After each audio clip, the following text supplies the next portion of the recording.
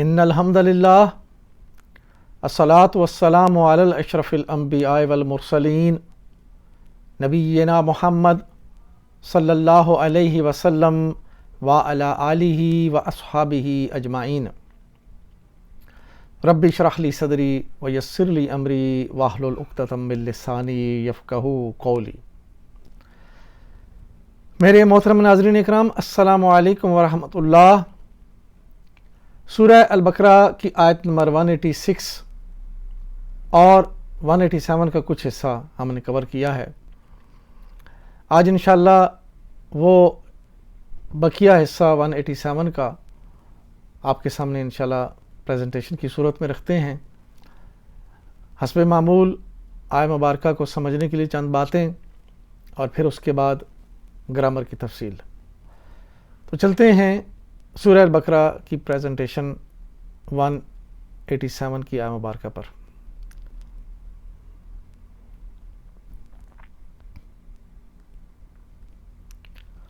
اعوذ باللہ من الشیطان الرجیم، بسم اللہ الرحمن الرحیم۔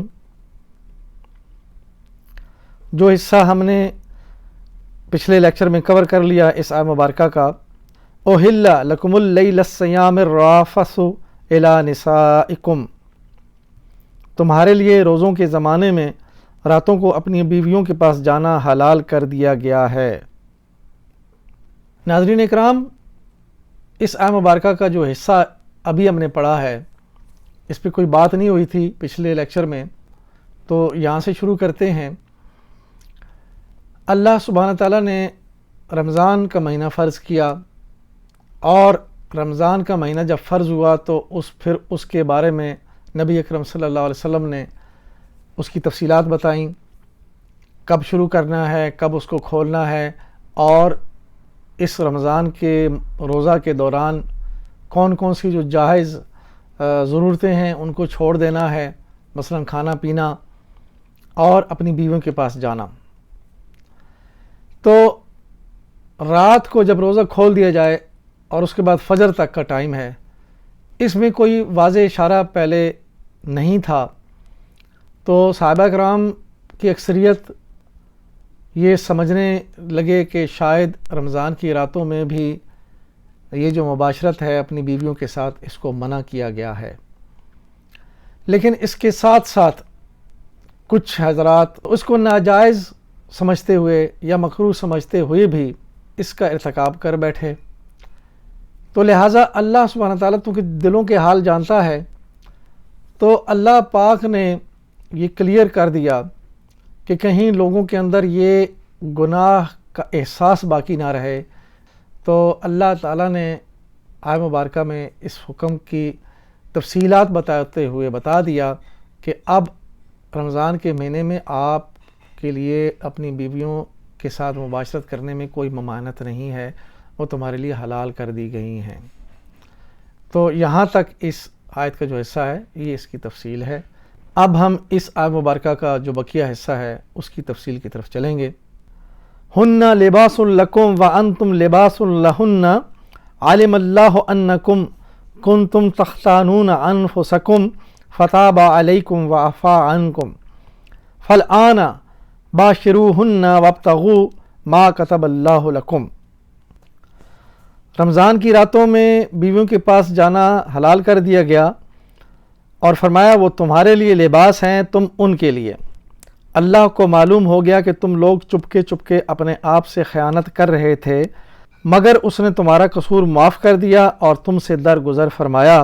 اب تم اپنی بیویوں کے ساتھ شباشی کرو اور جو لطف اللہ نے تمہارے لیے جائز کر دیا ہے اسے حاصل کرو۔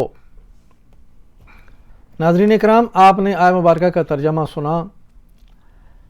اللہ تعالیٰ نے جب یہ دیکھا کہ صحابہ کرام دلوں میں یہ تھوڑا سا یعنی گناہ کا تصور لے کر بھی اپنے جو ان کی طبی ضرورت محسوس ہوئی ان کو، تو اس کو انہوں نے جب پورا کیا، اور پھر اللہ نے فرمایا کہ اللہ نے یہ دیکھ لیا کہ تم اپنے دلوں میں ایک خیانت کا جذبہ لے کر یہ کام کر رہے ہو، تو اس لیے اب یہ کلیئر کر دیا کہ یہ تمہارے لیے جائز ہے۔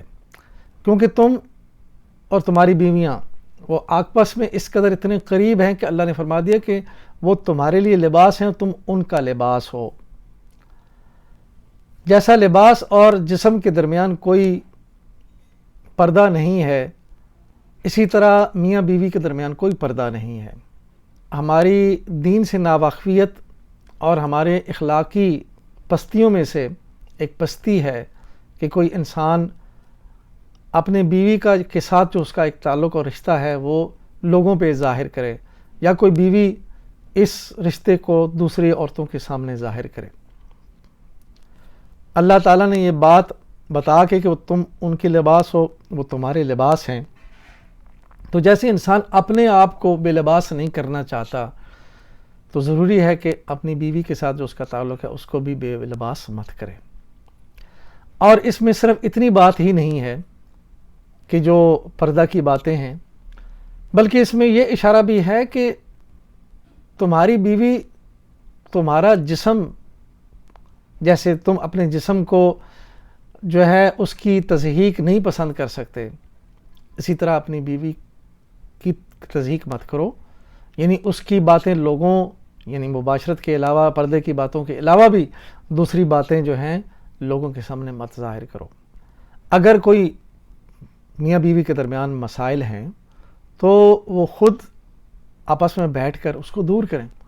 اللہ تعالیٰ نے یہ اتنا مقدس رشتہ ہمارے لیے بنا دیا ہے کہ اس مقدس رشتے کے کچھ اصول ہیں، کچھ ضوابط ہیں کہ جن کو مقدس ہی رہنا چاہیے، ان کو لوگوں کے سامنے ظاہر کر کے ان کی تضحیک نہیں کرنی چاہیے۔ یہ ہے اس آیت مبارکہ میں ہمارے لیے پیغام۔ اور پھر اللہ تعالیٰ نے فرمایا کہ ان کے پاس جائز طریقے سے جاؤ، جو اللہ نے تمہارے لیے ان کے پاس جانے، ان کے سے آرام حاصل کرنے، ان سے لطف اندوز ہونے کا جو اللہ نے تمہارے پر جائز کر دیا، اس کو جائز طریقے سے حاصل کرو اور اللہ تعالیٰ کی ان نعمتوں کا شکر بھی ادا کرو۔ اس سے پہلے ہم نے پڑھا کہ اللہ تمہارے لیے مشکلات نہیں چاہتا، اللہ تمہارے لیے آسانیاں چاہتا ہے، شاید کہ تم شکر گزار بنو، تو یہ بھی تمہارے لیے ایک آسانی کا معاملہ ہے۔ اللہ نے تمہارے پر اتنی مشکل نہیں ڈالی کہ پورا 1 مہینہ تم اپنی بیوی سے دور رہو، تو یہ بھی ایک شکرانے کا ہمارے لیے ایک موقع ہے۔ تو اب ہم چلتے ہیں آج کی ان آیات پر گرامر کی تفصیل کی طرف۔ ہن لباس لکم وانتم لباس لہن عالم اللہ انکم کنتم تختانون انفسکم، وہ تمہارے لیے لباس ہیں اور تم ان کے لیے، اللہ کو معلوم ہو گیا کہ تم لوگ چپ کے اپنے آپ سے خیانت کر رہے تھے۔ ہن لباس لکم، وہ تمہارے لیے لباس ہیں۔ ہن ضمیر مؤنث جمع غائب کے لیے، اور لباس اس کے بعد آیا خبر، ہن مبتدا اور آگے لباس اس کی خبر ہے، اور خبر مرفوع حالت میں ہمارے سامنے۔ لکم مرکب جاری، لی اور کم کا مرکب، وانتم لباس لہن، اور تم ان کے لیے لباس ہو۔ وہ عاطفہ ہے، انتم ضمیر ہے، اور اسی طرح عاطفہ کے بعد انتم مبتدا ہوا اور آگے لباسن پھر اس کی خبر ہے۔ لہن، لی اور ہنہ مل کر مرکب جاری بنے۔ عالم اللہ انکم کنتم، اللہ جانتا ہے کہ تم تھے۔ عالمہ فعل ہے، اللہ فاعل ہے، انا حرف ناصبہ ہے، اور کم اس کا اسم، کنتم خبر انا ہے، اور کنتم فعل بھی ہے۔ تو اس کی تفصیل 2 افعال ہیں، عالمہ اور کنتم۔ عالمہ مادہ عین لام میم باب سامیہ، ماضی کا پہلا صیغہ عالمہ، مضارع کا پہلا صیغہ یعلمو، سامیہ یسمعو، عالمہ یعلمو۔ عالمہ کدھر ہے؟ سامیہ کے وزن پہ، فعل ماضی غائب مذکر واحد کے لیے، اس نے جانا۔ دوسرا فعل کنتم، مادہ کاف واو نون باب نصارہ، ماضی کا پہلا صیغہ کانا، مضارع کا پہلا صیغہ یکونو اور یہ فعل ناقصہ ہے. نصرہ ینصرو کانا یکونو. کنتم کدھر ہے؟ نصرتم کے وزن پہ، ماضی جمع حاضر مذکر کے لیے، تم سب تھے. تختانون انفسکم اپنی جانوں سے خیانت کر رہے تھے. تختانون کانا کی خبر اور فعل ہے. کانا کا اسم بھی ہوتا ہے اور کانا کی خبر بھی ہوتی ہے، جیسے انا کا اسم اور انا کی خبر. انفسکم مرکب جاری ہے. تختانون فعل، تختانون مادہ خا واو نون، مزید فی کا باب اختلفا اور اس کے وزن پہ ماضی کا پہلا صیغہ اختانا، مضارع کا پہلا صیغہ یختانو، اختلفا یختلفو، اختانا یختانو. تختانون تختلفون کے وزن پہ ہے، مضارع حاضر جمع مذکر، تم خیانت کرتے ہو.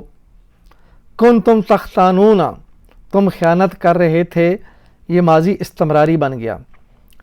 کانا کا کوئی بھی فعل کسی دوسرے مضارع فعل کے ساتھ جب ملتا ہے تو وہ ماضی استمراری کا مطلب دیتا ہے. کنتم کانا کا فعل ہے اور آگے تختانون مضارع ہے. تم خیانت کر رہے تھے، یعنی جب سے یہ حکم آیا تو جتنا عرصہ یہ آیت نازل نہیں ہوئی اتنے اس دوران اللہ تعالیٰ نے فرمایا کہ تم اس طرح یہ کر رہے تھے اپنے دل میں خیانت کا جذبہ لے کر.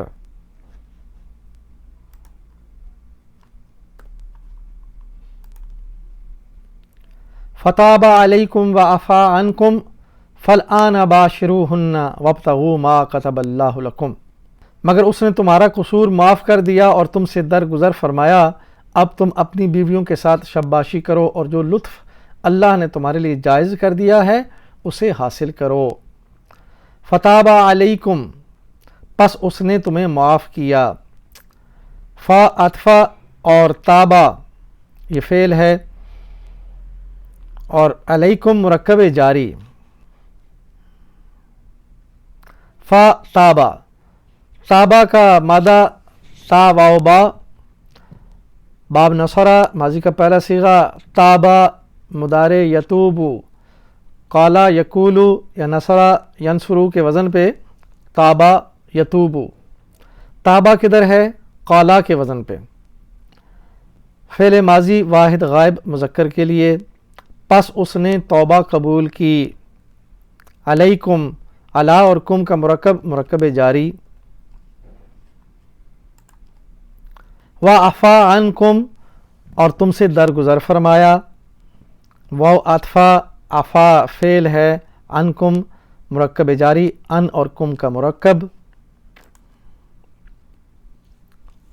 عفا مادہ عین فا واو، باب نصرہ ماضی کا پہلا صیغہ عفا، مضارع یعفو، نصرہ ینصرو، عفا یعفو. عفا نصرہ کے وزن پہ فعل ماضی واحد غائب مذکر کے لیے، اس نے معاف کیا. فالآن باشروہن اب تم بیویوں کے ساتھ شباشی کرو. فا عطفہ، الآن یہ ظرف زمان، زمانے کی بات یعنی اب اس وقت تمہارے لیے جائز کر دیا گیا ہے. باشرو ہن، باشرو امر ہے اور ہن ضمیر مؤنث جمع غائب. باشرو ہن، باشرو کا مادہ با شین را، مزید فی کا باب جاہدہ ماضی کا پہلا صیغہ، جاہدہ کے وزن پہ باشرہ. فعل مضارع کا پہلا صیغہ یباشرو، جاہدہ یجاہدو، باشرہ یباشرو. امر، امر واحد کے لیے، جاہدہ میں جاہد واحد کے لیے اور جمع کے لیے جاہدو.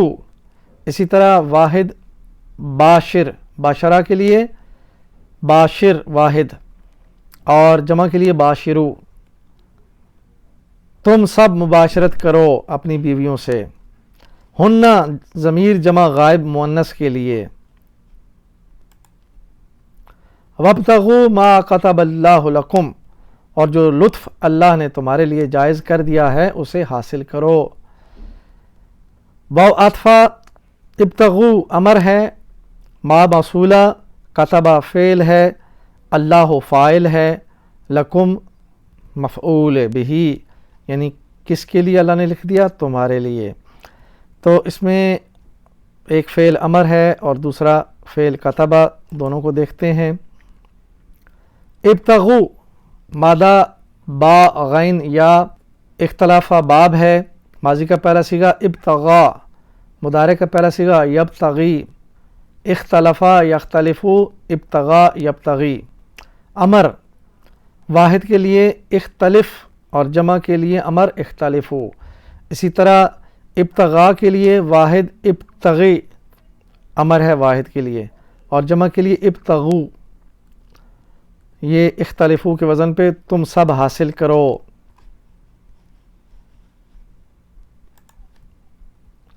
کتبہ مادہ کاف تا با، باب نصرہ، ماضی کا پہلا صیغہ کتبہ، مضارع یکتبو، نصرہ ینصرو، کتبہ یکتبو۔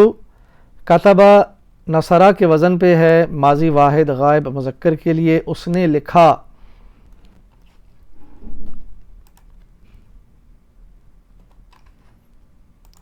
الحمدللہ ہم نے سورہ البقرہ کی آیت نمبر 187 کا کچھ حصہ کور کیا ہے۔ یہ ایک لمبی آیت مبارکہ ہے، تو اس کے جو مزید حصہ باقی رہ گیا انشاءاللہ اگلے لیکچر میں دیکھتے ہیں۔ اب ہم آخر میں اللہ سے دعا کرتے ہیں کہ اے اللہ ہمیں قرآن و حدیث سے ہدایت لینے کی توفیق عطا فرما، اور حسب معمول ہمارا یہ نعرہ ہے، ہمارا یہ سلوگن ہے، اور ہمارا یہ اللہ سے وعدہ بھی ہے، میری زندگی کا مقصد تیرے دین کی سرفرازی، میں اس لیے مسلمان، میں اس لیے نمازی۔ وآخر دعوانا ان الحمدللہ رب العالمین۔ الصلاۃ والسلام علی رسولہ الکریم، جزاکم اللہ خیراً۔